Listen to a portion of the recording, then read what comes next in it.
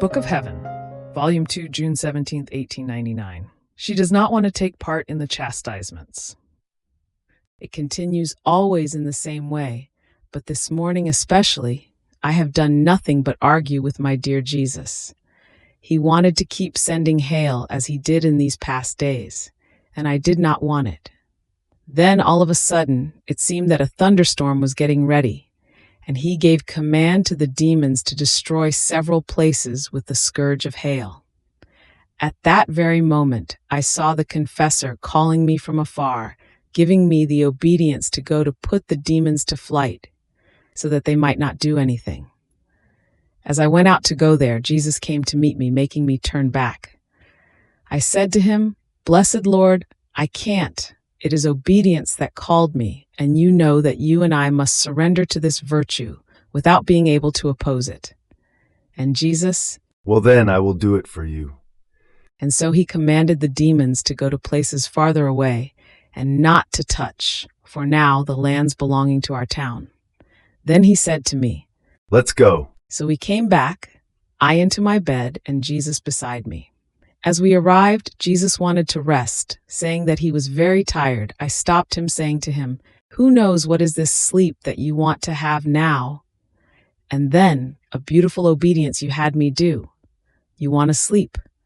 Is this the love you have for me and the way you want to content me in everything? Do you want to sleep?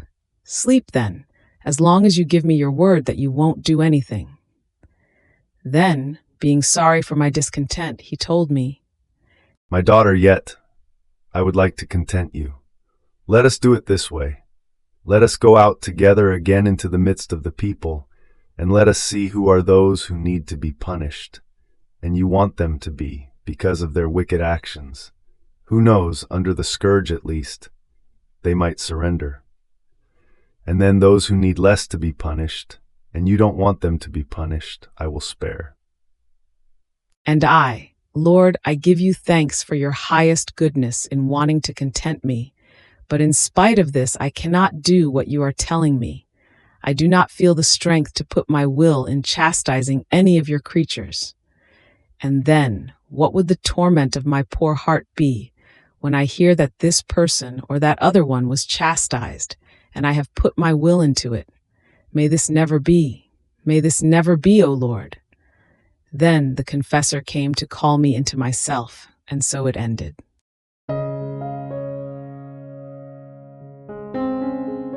Thank you for being a part of our community here at Divine Will app. If you enjoy listening to Jesus' lessons on how to live in the divine will, please give this video a thumbs up. Your likes help us reach more souls yearning to live in the kingdom of the divine will.